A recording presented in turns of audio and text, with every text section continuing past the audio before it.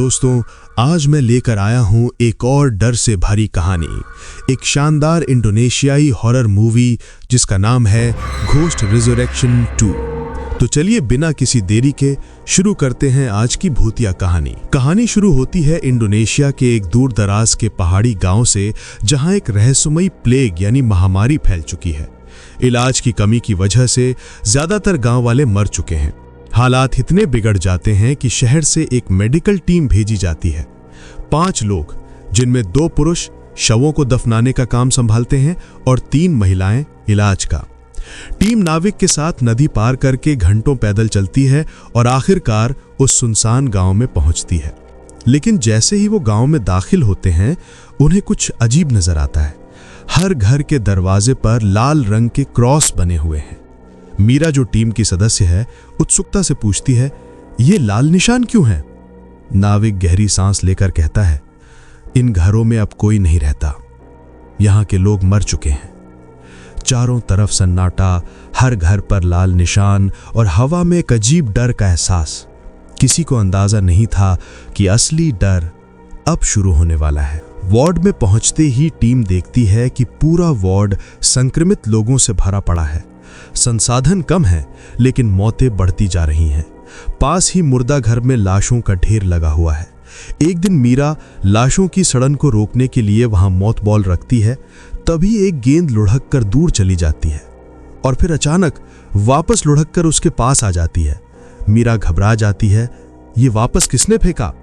वो पसीने से तर हो जाती है, लेकिन तभी एक चूहा निकलता है। राहत की सांस लेते हुए मीरा वहां से निकल जाती है। उधर एडी और उसका साथी रात भर शव दफना रहे होते हैं। तभी दूर से सीटी की आवाज आती है। उनके गृहनगर की मान्यता के अनुसार रात में सीटी बजाना बहुत अशुभ होता है, खासकर जब आप किसी की लाश दफना रहे हो। दोनों रुक जाते हैं और देखते हैं कि वो आवाज किसी लड़की की है। डर के मारे वो नजरअंदाज कर काम पर लौट आते हैं, लेकिन माहौल और भी भारी हो जाता। गांव का एक व्यक्ति जब किसी मरे हुए के घर पर लाल क्रॉस बनाता है, तभी अचानक घर की बत्तियां जल उठती हैं। अंदर जाकर वो देखता है कि घर खाली है, लेकिन जैसे ही वो जाने लगता है, पेंट की बाल्टी गिर जाती है और गिरे हुए पेंट में कदमों के निशान नजर आते हैं, मानो कोई अदृश्य शख्स उसके सामने खड़ा हो। डर के मारे वो भाग खड़ा होता है। उधर जियाओली बाथरूम में होती है जब बत्तियां टिमटिमाने लगती हैं। बाहर से किसी मशीन के टकराने की आवाज आती है। वो वार्ड में जाती है, लेकिन सब सोए हुए हैं। तभी एक मरीज अचानक उसका हाथ पकड़ लेती है और बार बार एक शब्द कहती है, शोक। जियाओली कुछ समझ पाती इससे पहले ही मरीज की मौत हो जाती है। उसी रात माया प्रार्थना कर रही होती है जब उसे खिड़की के बाहर एक भयानक आकृति दिखती है। कोई शीशे पर सिर मार रहा होता है। वो डर के मारे चेहरा छिपा लेती है और जब दोबारा देखती है तो आकृति गायब होती है। अगले दिन महामारी और फैल जाती है। एक छोटी बच्ची माया से विनती करती है कि उसकी मां का इलाज किया जाए।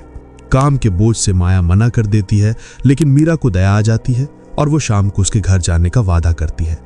शाम को मीरा और केटी गांव के पूर्वी हिस्से में पहुंचते हैं। वहां पेंट की बाल्टी गिरी हुई होती है। दोनों को नहीं पता कि यही घर पिछले हादसों का केंद्र है। मीरा बाथरूम में चली जाती है और केटी को अपनी मरी हुई दोस्त की तस्वीर नजर आती है। वो दुखी होकर उसे देख रही होती है। तभी एक आवाज आती है। पेंट ब्रश अपने आप हवा में हिल रहा होता है। नीचे से पतली पतले हाथ नजर आते हैं। केटी की सांस अटक जाती है। मीरा दौड़ कर आती है और देखती है कि पर्दे के पीछे कोई खड़ा है। जब मीरा पर्दा हटाती है तो जो नजारा दिखता है वो उसकी रूह कंपा देता है। अंदर वही केटी छिपी होती है। तो फिर जो उसके पास खड़ी थी वो कौन थी? दोनों भागते हुए घर लौटती हैं, लेकिन अब वहां की हवा और भी भारी है। मीरा को लगता है जैसे कोई हर वक्त उसे देख रहा हो। क्लाइमेक्स और भयानक सच। धीरे धीरे मौतें बढ़ती जाती हैं, माया भी मारी जाती है और टीम टूटने लगती है। मीरा, एडी और केटी अब इस गांव से भागने का फैसला करते हैं, लेकिन रास्ते में एडी गिर पड़ता है और पेड़ों से सफेद धुआं उठने लगता है। जमीन से भयानक आकृतियां बाहर निकलती हैं और एडी को पकड़ लेती हैं। तभी उसे जमीन पर एक पुरानी किताब दिखती है जिसमें लिखा होता है, मृतकों को सही रीति से दफनाओ, तभी आत्माएं शांत होंगी। केटी किताब पढ़ती है और उसके शब्दों के साथ ही वो भूतिया आकृतियां राख में बदल जाती हैं।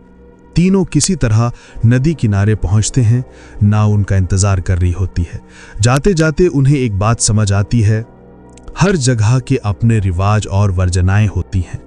दूसरों की परंपरा का सम्मान करना खुद का सम्मान करना है।